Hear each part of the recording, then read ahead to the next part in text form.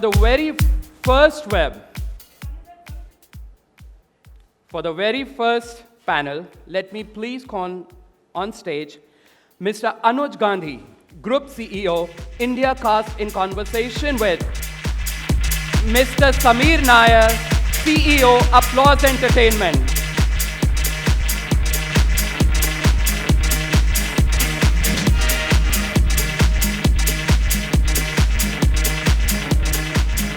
And the topic in discussion is very interesting. The digital content space, India versus global. What an experience on the dais. So let's begin, sir. Stage is all yours. Thank you so much. Thank you, Sumit. Good morning, everybody. Before I start, Samir, I saw on social media, so congratulations on 2 years of Applause. Thank you so much. So what's the next big thing that Applause is doing? Well, actually, thank you. Thank you. Good morning, everyone. Thank you for being here so early. We were the first session, so I was a little concerned about that, but we're going to get things started. No, it's been a good 2 years. I think it started off well. We've done created a lot of content. We set out with the plan of, investing in the creation of content and making finished content, as in finished tape, which we would then show to platforms, which they could, choose to, buy or not, and go forward from there. So it was a degree of risk in that. With risk comes reward, so it's sort of turned out okay. We've had a good start. The shows that have released so far have been on Hotstar, on Amazon, coming soon on Netflix, on MX Player, hopefully on Voot, Sony Live. So, it's been it's going well. So, 3 years back or 4 years back when Samir, in his earlier avatar, made a statement that digital content is all going to be about somewhere between Nagin and Narcos, which is probably related to what we are discussing today on digital content from domestic to global. You think that still holds today? Well, if anything, I think it's grown even bigger. Originally, when I sort of described that Nagin to Narcos, it was, really Narcos is the top few million who are part of the English-speaking elite. The ones who watch, say, Colors, Infinity, or Star World, and now Netflix and Amazon. And Nagin was supposed to be the 197 million TV homes, which is the absolute lowest common denominator. The world that we were going after was a Hindi or language premium world, somewhere in the middle of that. 2-3 years ago, our estimate of that market was like, 100 billion people, sort of, that is growing past Narcos, but not really getting to Nagin. I think actually in the last 2-3 years, with Geo and with this whole data revolution, that audience has expanded. So there's a lot more opportunity. So what we thought as a certain kind of content, I think the definition of premium has changed. I think the types of genres that you can do have changed. So now within this world, you also have a Gandhi Baat, and you also have Criminal Justice, you also have a Sacred Games, you also have Mirzapur, you also have Made in Heaven. So there's a lot of content. I think this is like a mass of niches, and pretty big niches at that, of different buckets of people who have different tastes and who can watch it. And India is a large country, with our great 1 billion population, any niche becomes, a pretty large chunk. So, interesting part of India, and if I do rule out China for a second, we are probably the largest in terms of TV households, TV households, people who, and soon to, like you said, we are already probably 300 million plus or 400 million plus digital content watching population. If I now start comparing it to what, let's say, market like US is spending on content, this year some estimates do about $110 billion to be spent in 2019. India content spend about 4 billion. You think that's, it seems, then obviously the quality is suffering somewhere. We are only spending 4 billion compared to, and we are saying that the US content in India is going to be watched by the premium segment only. So where is the mass consumption and is the quality suffering? Actually, you can't really compare the US and India in that manner. It's like comparing Hollywood and Bollywood. So a big Bollywood movie gets made for 100, 200 crores, which is like 30, 40 million. A big Hollywood movie would get made for 500 million to, that's the cost. So I think that is a rupee-dollar arbitrage. So to that extent, I think at last count, we were 70 rupees to a dollar. But that being said, I think what is happening is that India has always been a market of volume, not so much of value, whereas the US operates on a much higher value scale. I think as we go along and as this market sort of crystallizes, this will become more of a value market because that's what has to happen. Finally, if you have to make premium content, if you have to spend more money on content, eventually people have to pay for it, right? Whether through advertising or through subscription, but somebody's got to pay for it. So I think we are going there. I think the new series that we are producing are already on a scale of 10x of what TV used to produce. But again, it's not just a 10x because television, on the other hand, produces large volume of content. They make 200, 300, 500 episodes. Most of the premium drama series are 10 episodes. So I think it's a function of that. I think we are already producing higher quality content. I think it's only going to grow. I think we're going to continue to spend more. We started out by thinking we'll do shows for between $100,000 to $200,000 an episode. We are already got up to $400,000 an episode, and that is us. So I'm not talking about the richer, fancier platforms who have even more money. Actually, one of the big difference that I find between domestic and global thing is this whole concept of catalog and library. So you will still, somewhere I read that probably 63% of Netflix viewing few months back was on Friends, right? Which is, something which was made in the late 90s and still does well. The big gap between Indian content and probably catalog US content is that we don't watch old content.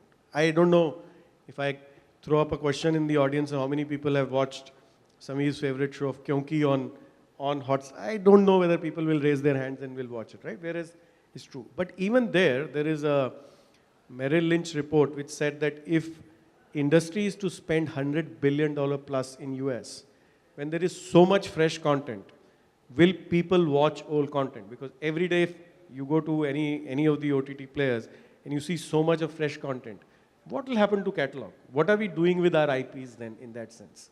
So two parts. One is that the case of India is a bit curious and unique because what happened in India is 20 years ago when we started this whole daily soap revolution of doing Kyonki and Kahani and all the K soaps and everything that came after, is that India sort of mutated in a different direction. We never had our HBO Showtime moment. We never created our premium dramas on TV. I think the only sort of noteworthy one that came out in this 20-year period was 24. Like 24 was that one moment where that kind of show happened on TV. Before that, we had done a show called Josh. But they were few and far apart. Like it was not the mainstream, and Indian television has been dominated by the daily soap opera. Would you want to see a daily soap opera of 20 years ago with 1,000 episodes all over again? Probably not. It's like saying, would you want to see Santa Barbara again? Probably not, right? So catalog is there. The US catalogs are so strong and powerful because they've been making this kind of content from a long time. They've made many seasons of it. Why Friends is watched, why The Office is watched again and is the most watched on Netflix is also a function of what is called comfort food, right? It is that, you go back to some of your favorite shows because you're comfortable watching them, and usually they tend to be comedies. You won't go back and watch season 1 of 24 because you know what happened in the end, right? But you tend to watch comedies and sort of, softer dramas of that kind. So I think for India currently, I don't know how much our catalog is being used. You run a very large service yourself. So how much of consumption of broadcast TV happens as catch-up TV and then as a catalog TV? So the opportunity for India is because the content doesn't exist, we get a chance to create it. I think India needs, say, if there are 6 or 7 platforms and all of them need, say, 2 shows a month, you're talking about needing 50, 100 shows a year of new content. I think we are making about 10, so that's the opportunity. And catalog is useful only if it has that lasting value. A lot of television currently doesn't have that lasting value. So one of the things that really is different about digital content, and I'll give you a little, if you see House of Cards first season, the first scene is killing of a dog, right? And where I read is if that show had gone to any of the broadcast networks, they would have said, are you mad? Family viewing, are you going to kill the show by showing a dog being killed in the first? Do you think digital content that way is going to keep innovating itself? Or as we go, like in India also, we are talking about fiber, and people are going to also move from this screen to the bigger screen to watch digital content, the content itself will go through a change, or it will be still be as innovative, as edgy, whatever. I think it will be as innovative. The big advantage of this medium now is that it allows you to slice and dice, something which broadcast television never allowed you to do. So although broadcast TV went from GECs to niche channels to English entertainment to all of that, but the model was still a rating dependent model. Subscription television never took off here in that sense. I mean, while we've collected some money from, a lot of money, but even then. This thing now allows you, so you can see House of Cards with the dog being killed in the first scene, or Sacred Games with the dog being killed in the first scene. But you can also watch something which is more familiar. You can watch something which is comedic. You can have your own sort of personalized choices. So in a sense, all of this content is made available in a piecemeal manner on the same service. And yeah, you can do anything. I mean, I would argue that as these services continue to grow, they'll do a lot more history, they'll do a lot more violence, there may be a lot more sex, there may be a lot more bad language, all or a lot less. It's possible. I was watching a documentary on the Holocaust instead of watching Mindhunter. So, it's a mixed bag. That actually leads me, you're producing excellent content, and I saw the promo, very impressive. Do you wonder sometimes, how do you define success? So, in other words, if I don't know today whether House of Cards season 1 was, if 10 people were watching Netflix or had subscribed, one watched, two watched, I don't know, but did it change when the 5th season came? Do you sometimes wonder, I mean, it looks like a black hole to people, generally. In television you get ratings, you get to, apart from social market buzz or social media buzz, I don't think there's any other parameter today. Balaji, I helped set that up. So I can't really comment on how platforms think and operate, but I do have some insight. So first thing, of course, is that, the most important thing in this business is time spent watching and completion rate. Those are the two biggest parameters. So the number of consumers come on to watch a service, how much time they spend watching it, and do they actually finish the series. Yeah, but that all information is only with the platform. Obviously with the platform. They're the ones running the business, right? So we've got to assume that they know what they're doing. I mean, that much assumption you have to take. And I think those are very important things. Where it comes to us as a content creator and when we give shows, a big parameter for us is, of course, the ordering of a second season. Because the second season gets ordered primarily because the first season did well. If the first season did not have completion rates, if the first season did not have time spent, then mostly the platform wouldn't do the second season. There could be, of course, different reasons why these things happen. It could be not well marketed, very well marketed. There's a whole player.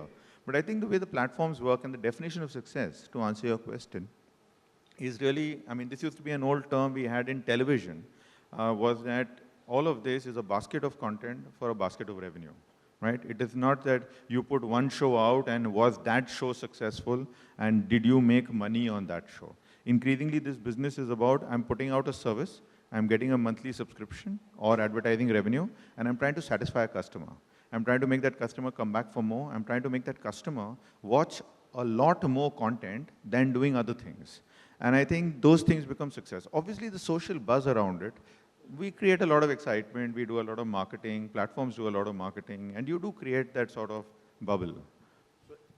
Am I to assume, or people will assume, that if there is no second season, it did badly? Not necessarily. Sometimes the storyline itself can be, I mean... No. One is, of course, the story gets over, so then that's one thing. There have been numerous shows, even on American television. I don't know if you've seen a show called Arrested Development, right? That was like an absolute cult show, and like what a great show it was. But it did a couple of seasons, and it didn't really catch on fire because there weren't enough people who weren't getting the cult, right? And it didn't do more seasons, but we still love it. So I don't think any piece of content is, in that sense, fails. I don't think anyone sets out to make a flop. You don't set out, that can't be the starting out goal. Some things work, some things, you don't, it doesn't resonate enough. You don't, and see, finally, the platform has fantastic analytics. We never had that in TV. TV rating system is essentially a statistical sample. These guys are talking about specific, people, time, device, location. So do you, being a content creator, do you have some kind of an understanding with an hotel saying what can you share back so that it helps storyline? Yes, they do. In fact, I think post-release and post-analysis, we get a lot of really interesting insights of how people have watched content, what they liked, what they didn't, what they're going for. See, it is in the platform's interest, if you're doing a second season, to share as much data as they can. I understand that the actual data is a black box for them, and they're never going to put it out, especially if they're a subscription service. But yeah, we get a lot of insights and directional guidance. Are there any questions from the audience that you would like to ask Samir? There is a few hands.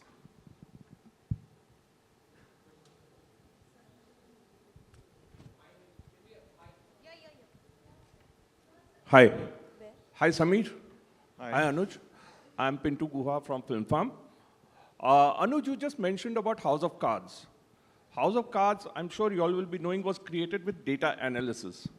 It was not an original content because they created a data analysis and then David Fincher was hired because he was the most popular director from the point of audience, and then everybody came into the show.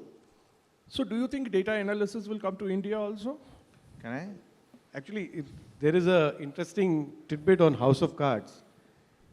If you, in fact, it's there on, I shared it with Raj a few years back. There is a TED talk on it where there were two programs, Arrested Development on Amazon, which was completely done on data. And if you look at House of Cards, it was not on data. At that point of time, the typical digital used to be younger audience, more edgy content for that kind of, male. House of Cards was political drama for male 35 plus. It was actually against the data that Netflix was throwing. But Ted Strong read that, Ted, who's the content head, said, I believe. So, in some form, and Samir can probably throw more light on it, gut is all the data that you have collected as a content creator over a period of time. It's your experience. That's what forms gut, right? And I think he went with his gut, not necessarily with the data that Netflix was showing at that time. But let Samir. Yeah, and just to add to what Anu said, that's not true that House of Cards was created out of data. Actually, House of Cards is an original British show, which was remade in the US. Yes, it is. It was the first original commissioned show by Netflix. At the time, in fact, all they had as analytics was all the catalog content that was on the service and their understanding of what people were watching. As he says, it was breaking away from the mold in any case, but going after a larger demographic audience. And for large part, they left Finch alone. He was allowed to do what he wanted to do. There was no real oversight or anything of that kind. And it's definitely not right to say that it was a creation of data. I'm talking from my knowledge, whatever I've read on the net, because that's what is my knowledge. So that's where I read. Great, thanks. Hello.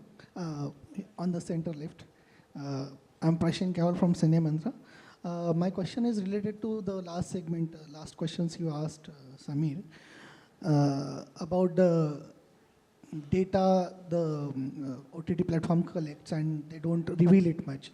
So can you, whatever the data you have from them, can you just tell us what is the trend currently and where it is heading as per of the genres or demographics, the content of the demographic? But it's quite commonplace. Most new mediums start off by having early adopters. Early adopters tend to be younger. Similarly, in India, that's what happened, is a lot of all the new screens, the mobile screens, all of that, drifted towards, a younger skew, which is why people keep talking about millennials and, youth audiences and all of that. Typically, what happens with youth audiences is that while they are quick to adopt something new, they mostly and often don't have much money. Money usually is with older people. There's much debate about, the silver-haired generation that is way richer than all the younger people. As the audience expands and brings more people into its fold, the medium tends to age. which is what is happening now. So, like what started out with 20, 30 million people who would have been younger, cooler people, now you're talking about 300 million people who can't all be young. And so a lot more people have come into it and are consuming. So I think the way it's shifting is that, again, it's a mass of niches.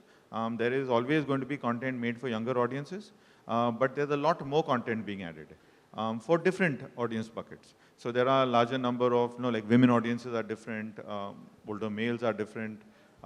Like my mother watches some of these shows, so in normal case that would be counterintuitive, but that is happening. So I think the broad directional sense we are getting is that, one, there's a lot more content being consumed. The genres that are typically popular tend to be crime. Human beings love crime. We are transfixed by people who are killing each other and wanting to know, will they get caught or not. Drama is commonplace. Comedy is. So I mean, these are the. So I think in many ways, what you find, and to echo what Anuj said, in many ways, data is gut and experience. It is, we just call it gut and experience, so it sounds uncool. Data sounds much cooler, but otherwise it's the same thing. It's a lot of knowledge, a lot of information, which is sort of collated together and to give you broad directional guidance. Finally, you've still got to make a great show. You've still got to tell a great story. People have to still watch it. And if they don't do that, then all the data in the world won't save you.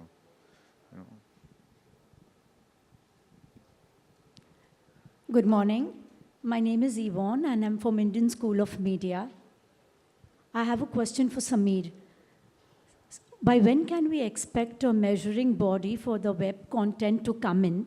And who will be responsible for measuring the viewership numbers? No, because we don't know. Can Thank I you. say again? Yeah, thank you so much. Hi, my name is Yvonne, and I'm from Indian School of Media. So my question is for Sameer. By when can we expect a measuring body for the web content to come in? And who will measure the viewership numbers for the OTT platforms? Well, I have heard that BARC, which does TV, is looking to do some kind of digital measurement. So probably they will be the ones who will do this.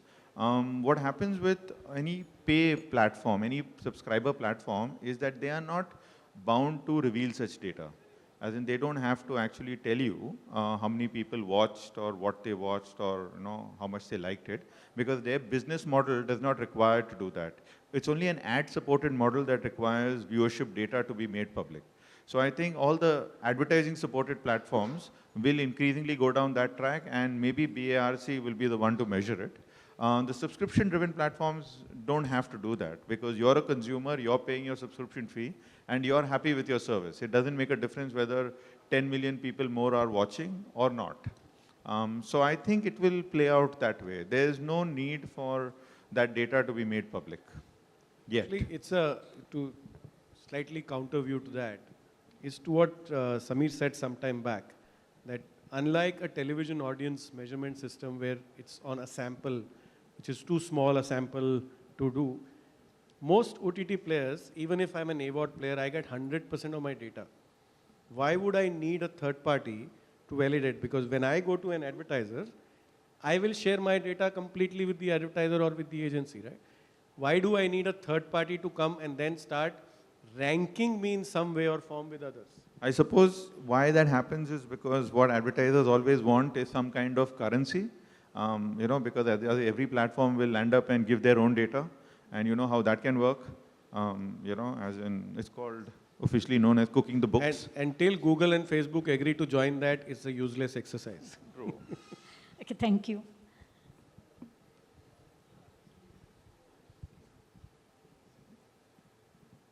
I think before, Hello. just one last thing, Sameer, from my side. Last few years, we talked about a lot of platforms. There were lots of action on OTT. Do you think, and this is my belief, that as consolidation on studios to broadcasters to the OTT side, it seems again it is between what I call as, or people call as FANG, the big five networks, or tech companies, stroke content companies, whatever you call them today, and the broadcasters. Everybody else seems to may not survive in this war. Yeah, I mean, I think, like what happened with television, and television of course grew a lot, but definitely in this space, there will be, these are the early days, so there's a lot of excitement, a lot of new players coming in, trying to carve out a market, carve out a niche. But as it goes along, there will be consolidation. Consumers at the end of the day gravitate towards services which offer them their favorite content or whatever they wish to do. Trying to have 20, 30, 40 individual sort of OTT services offering content of a similar nature or different nature is it's a tough business. This is not for the faint-hearted, not for the light-pocketed, not for those at all. So I think it will consolidate. It is already, I think, heading in that direction. So between the telcos, the broadcasters, and your FANG, that's the player. The question will be who among these? Even this is a number too many. And I don't think the decision is clear as to who are going to be winners and losers yet. And it may not be at a country level, it just could be global. You don't know what will subsidize what. Exactly. Well, thank you. Hi, my name is Mayank. I just had a question. So we've seen great content in the sci-fi genre, like Battlestar Galactica, you have international production houses. So when do we see Indian OTT platforms or even TV channels? Because with Mangalyaan and everything, there is excitement around space tech. So do you think OTT platforms should also kind of try making some content? I think we'll get there. Actually, you raise a good point. See, the thing with India is that India has historically been unscientific, as a culture. So we are not very scientific. For us, every time we drift down the superhero or any kind of greater power, we move towards God and mythology, which is why we've done so much of it. Now in recent times, especially the movies you name and that kind of thing, is now we're actually sending a rocket to the moon, we've sent a Mars mission. So we've started doing those kind of things, and there's larger public interest in it. So I think we'll get to that point. In the past, I mean, we've discussed this so many times as to why don't we do a Star Trek or a Battlestar Galactica, and that doesn't really, we end up making a mythological version of it. Some flying chariots and that kind of thing. So but I think as it goes along, that will be definitely one of the genres that will grow. They are also more expensive to do. So, if you look at the budget of even Star Trek, Battlestar Galactica, the 100 which came out on, it's more about leadership and survival than the production budgets that they have. Right. The thing what happens even in stories like that, it's a question of setting. So if we are to set a show about Indians going in a spaceship and discovering new planets, I think we need to get there. It needs to be part of our cultural consciousness that we can indeed do those things. So, but we'll get there. Well, thank you, and that would be the last question for this panel. And can we have a big round of applause for Mr. Anuj Gandhi and Sameer Nair? Sir, please. Sir. I'll request you to be on the stage. Anuj, sir, because we are giving away the cash prizes, I would like you to decide who gets the cash prize for the best question asked for this panel. Oh, you both can decide together. The measuring question who asked somewhere from this side. Yeah. Ma'am, can we please have you on the stage?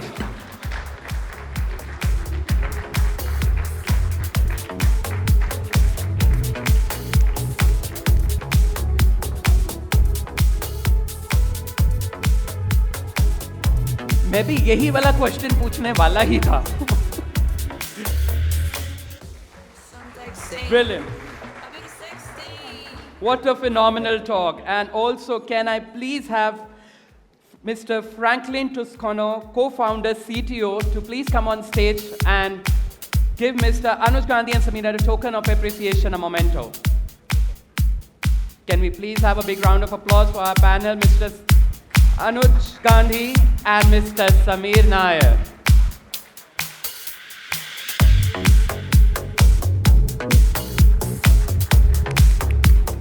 Thank you so much, sir.